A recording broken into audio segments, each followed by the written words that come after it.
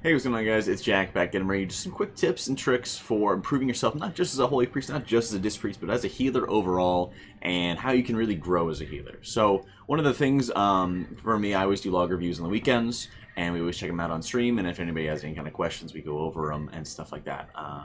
And one of the big things I keep seeing is that there's a lot of overlap between many people's problems, not just using your abilities on cooldown and things like that, but more of a larger problem of how they handle encounters and how you go into an encounter. So I thought I'd share some of the things that I do and some of the things that have helped me improve over the years and just improving my positioning. So positioning is probably one of the first things, one of the biggest things.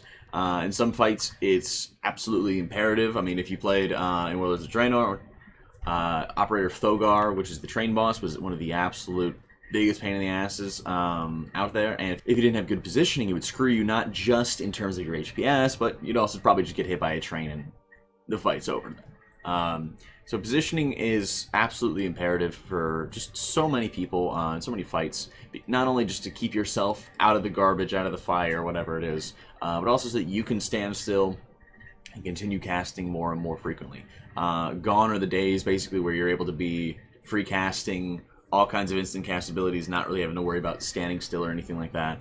For the most part, most of the healers are very, very turrety. You have to sit still and cast most of your spells, if not all of your spells, in some cases. So much of that can be put onto, if you need to move somewhere, that's where you're taking advantage of some of your instant cast spells. So for Holy Priest, you're using your Light of Torres on the move. For Disc Priest, you're trying to find a time where you're using Powered Shield or you're using Penance on the move, things like that. For Paladin, you have Holy Shock, you have Light of Dawn, stuff like that you can use on the move that you're able to handle, and that'll fill time basically because it's stuff that you'd be casting anyway. You're going to be filling that time by actually using it on the move, getting to where you need to be, planting yourself, and continue casting. For fights like Croesus, for example, or fights, or even some fights like Botanist, where there are times where you need to be kicked out to a certain position. So if you're able to either stutter step, cast, then move to get where you need to be, and you're going there in advance, that saves you a lot of time rather than having to feather yourself, run all the way across the room and get where you need to be. That stuff can save you a lot of time, and it definitely will matter on the different encounters what you need to be pursuing. Some of the other big things are more of the underused abilities or the situations for when you need to be using abilities. I think this expansion, tank cooldowns really have not been as prevalent as is necessary, really, as they have in previous expansions. I think tanks, for now, are really, really self-sustainable. I think the most damaging fight, really, was Croesus, and even then, it wasn't that bad.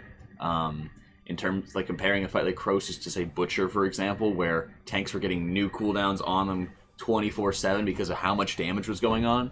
I think tank cooldowns, you have this opening there where if you really need to be saving somebody's life, think something like Guardian Spirit, Sack, Pain Suppression, all these things can kind of come in handy, even if you're not using them on the tanks. Holy Priest, for example, has the added benefit of having it on themselves. So for my Mythic Gul'dan, we have our Empowered Chains.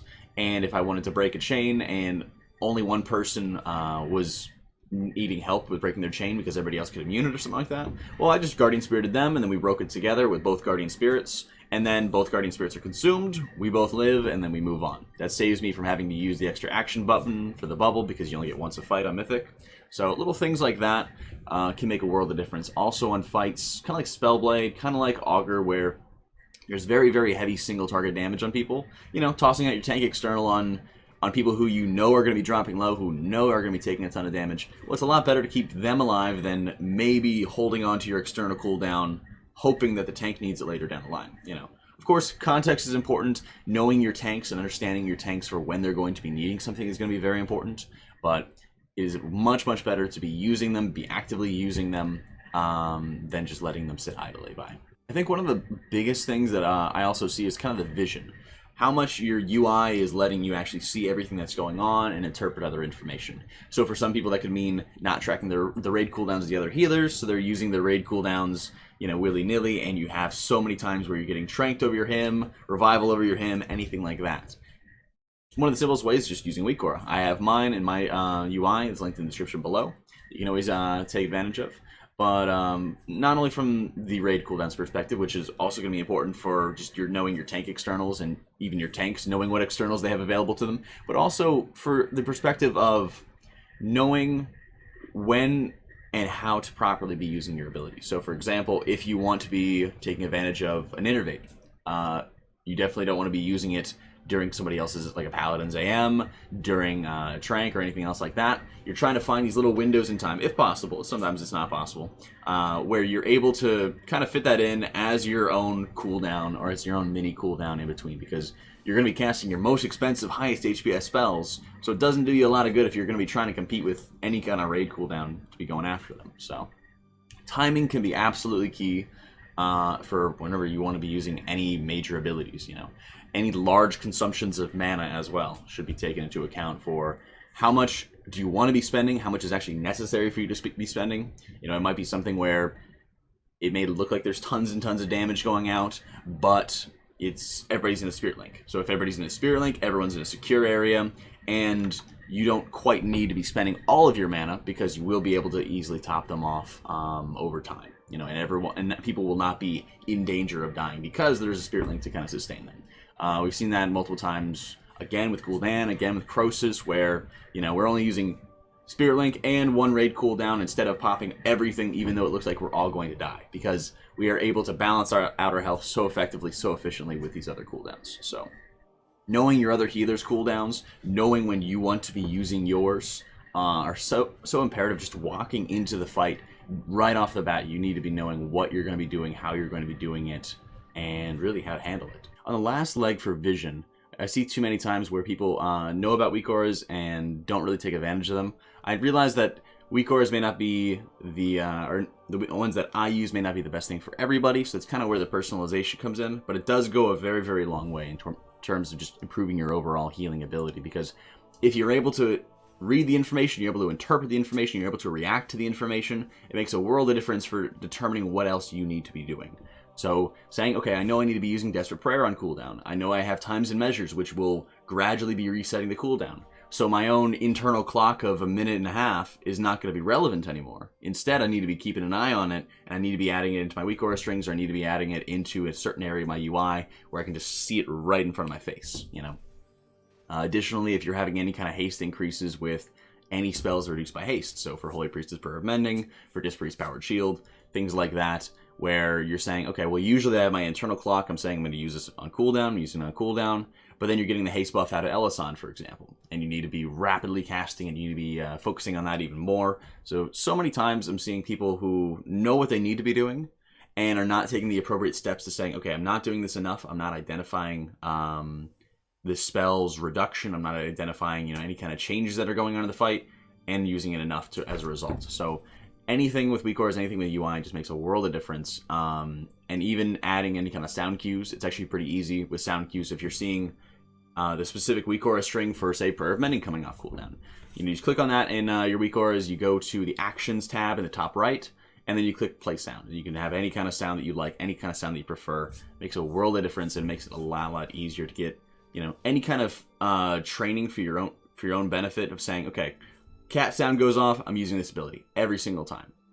For me, I have goat sounds, for example, on any of our mythic encounters when there's a danger zone that I need to watch out for or run out of the raid, any of that stuff, So that stuff helps me out. Another big part I wanted to talk about is actually kind of the sacrifice part. And it's probably the most annoying and least fun thing to be doing, but there's often times where you need to be making moves that are contrary to what you generally should be doing as a healer. So, for example, if you're, say, a Disc Priest, you don't really want to be using much Shadow Mend at all, if ever, in raids, but often you're going to find situations where you just have to, where no matter what, if you ignore them, they're going to die. If you spam them, you're going to lose out on some overall HPS, but they're probably going to live, Many situations, it feels horrible to do, but in general, it will be the right thing to do.